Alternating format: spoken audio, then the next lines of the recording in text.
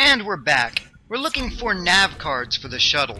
One of them is in Sleep Block B, which is on lockdown. So I first have to go over here and override that lockdown in Sleep Block A.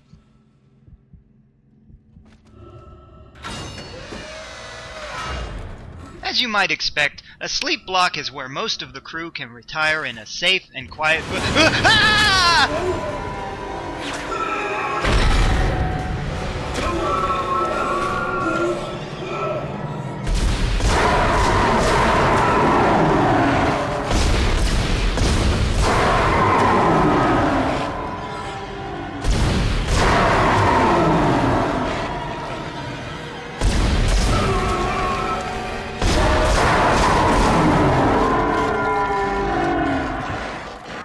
Come out no more! Where was I? Oh yes, safe and quiet bunk, and get some rest for the next day's shift. The crew sleeps, or rather slept, in these mobile double bunk boxes lining the walls. To fit 1,000 people, the ship either needs 500 boxes, or the crew needs to share bunks and sleep in shifts. That brings up an interesting question. Are there days on board the Ishimura? Or is it in 24-hour operation, with everything done in shifts? With very few windows and no guarantee that the ship will always be near enough to a star to distinguish day from night, the crew's concept of day and night must be entirely based on interior lighting, and that means there could be multiple artificial time zones existing simultaneously. If I may, let's take the Earth as an example. We know that on Earth there are 24 time zones, but what if on Earth everybody's clock was set for the same time? What if your clock said the same thing as the clock, say, 5,000 miles to the west of you? This would not change the fact that the sun rises and sets at different times, but at least your watches would be consistent. The sun may rise at 1 o'clock a.m. where you live, but at 1 p.m. on the opposite side of the planet. So the local society in which you live begins the day's business at 1 a.m. in respect to the sun. This way, you can travel all over the world and never have to reset your watch, but you'll still get jet lag because rather than the clocks being set at different times, the sun rises and sets at different times. Alright, now let's say that everybody on the planet Earth works at the same building that is open 24 hours per day and has 3 shifts. True that it would be one long commute to work for some, but this is all hypothetical anyway. Now, let's say to make scheduling convenient for everyone, management for that business schedules each worker on the shift that takes place when it is daytime where that worker lives. So, if the sun comes up at 6 p.m. on your side of the planet, you get to work the 5 p.m. to 1 a.m. shift, which means when you get home, the sun will still be shining, and the people who come in to work to relieve you woke up at their homes thousands of miles to the west, perhaps on a different continent, where the sun is just now rising. Now take that thinking and apply it to the Ishimura. As you can see, the Ishimura's sleeping quarters are divided into separate rooms, and each double bunk looks like it can be closed for privacy and perhaps lighting control. So maybe each sleep block corresponds to a different shift, and which sleep block you retire to depends on when your night begins. Maybe the lights in these rooms are all programmed to fluctuate gradually from completely off to dim to bright as day and then gradually back again in one 24-hour cycle, which is 8 hours off from the next sleep block over. Lighting could be used to control or at least influence the mood and alertness of everybody on board the ship, depending on what part of the ship they're in. This whole crew deck could be lit softly most of the time, specifically to keep the crew comfortable and to help them wind down after a long shift at work, or so they don't get headaches from bright lights just as they're waking up. Obviously, it's not lit softly right now, but it is kind of an emergency, and there's no air, and it's freezing in here. Life support and climate system malfunction. Hazardous condition. Please contact repair specialist. Isaac is luckier than you may realize. It may seem unlucky that the nav card he's looking for is in a part of the ship where all the air has leaked out, But what are the chances that the one crew quarters area that lost all of its air happens to be the only crew quarters area that has an air refill tank bolted to the wall?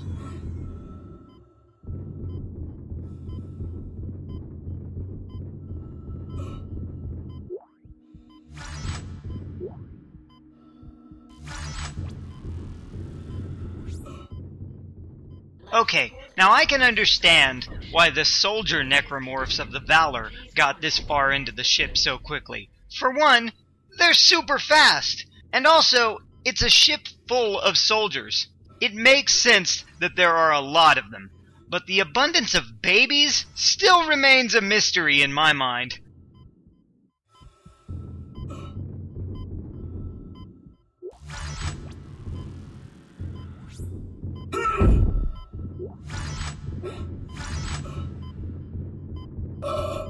I count 30 to 35 double bunks in this room, and around 20 to 23 in Sleep Block A, meaning that 100 could sleep in these 2 sleep blocks alone, so if sleep blocks were to average 50 or so crew members each, the crew deck would need roughly 20 sleep blocks to house all of them, if they do not share bunks. I would hope they wouldn't share bunks, because that would just plain suck.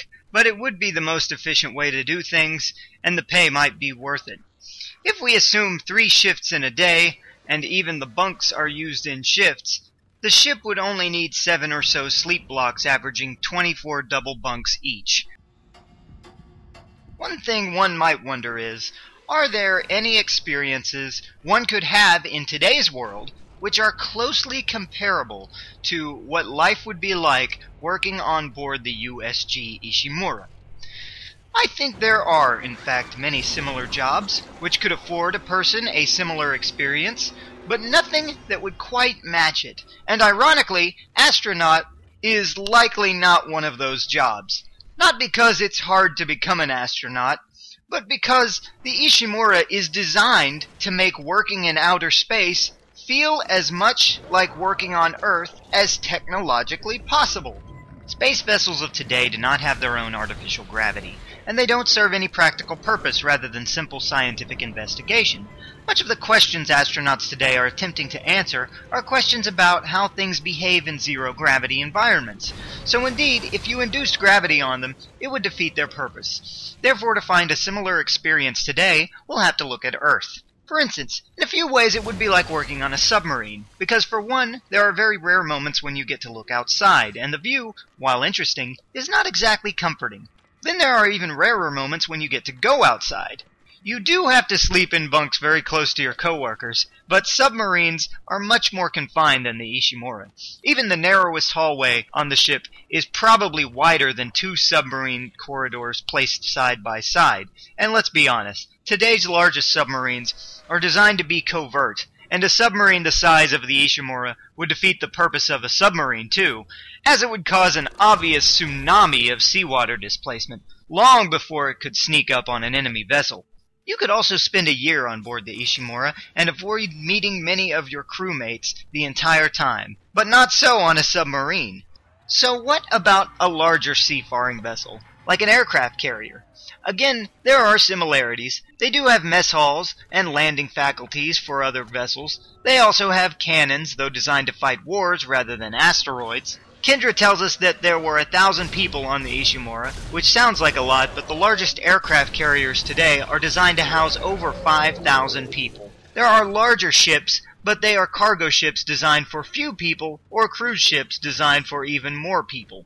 The Ishimura has few similarities to a cruise ship, but one of them is facilities for leisure activities, such as this, 0G basketball.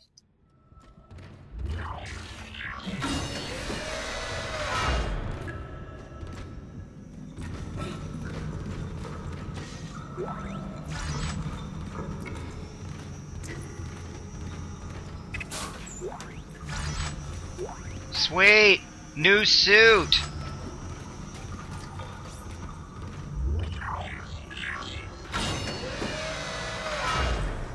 This room contains a line of locked lockers, but there is a way of opening most of those lockers, but it requires some skills. Entering zero gravity.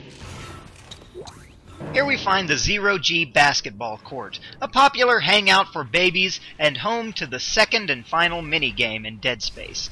Damn you, babies! I will have order on this court! Isaac won't be able to resist taking a break from saving the lives of himself and his friends to shoot a few hoops. So it's important that we understand the rules. You will notice that the room is lined with several raised platforms. During the game, some of those platforms will light up. Isaac must jump to one of those lit platforms, use his kinesis module to grab the ball, and then launch it into one of the 4 hoops at the opposite end of the room, before his timer runs out. The more lit platforms he lands on before making the shot, the more points he gets per shot. Each round has a limited amount of time, and there are 6 rounds. Complete all 6 rounds, and several of the locked lockers in the previous room will be unlocked, and therefore looted by Isaac.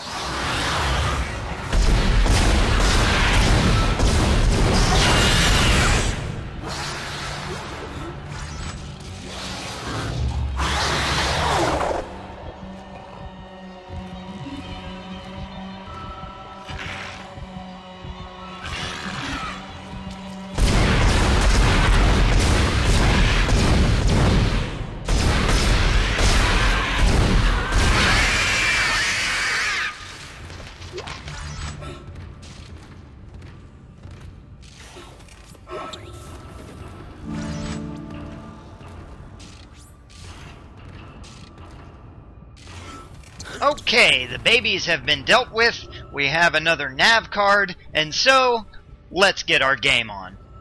Starting game, level 1.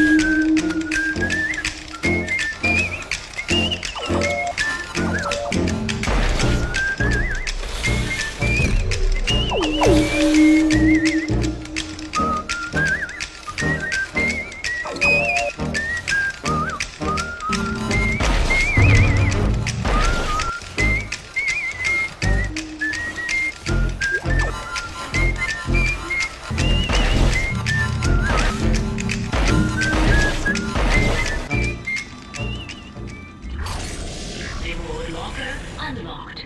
Congratulations. That was fun. Now let's go save our friends.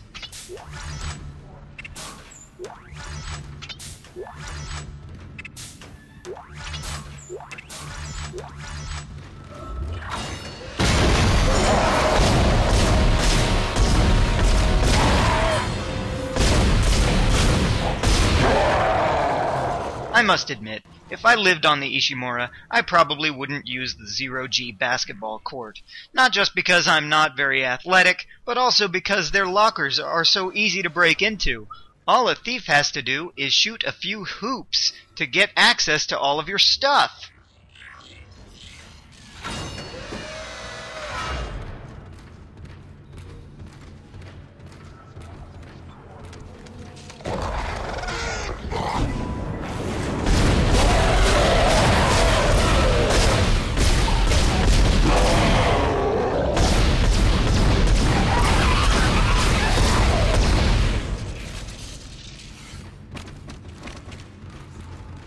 Gosh, I'm glad I did the zombie stomp earlier.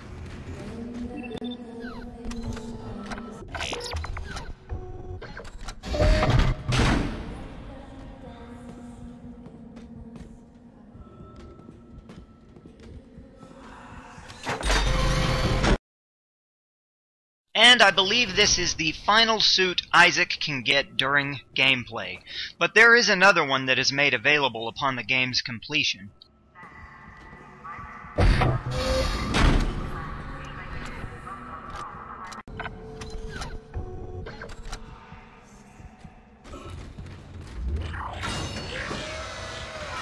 Now we will go just a little bit farther, save, and then search for the last nav card in the next video.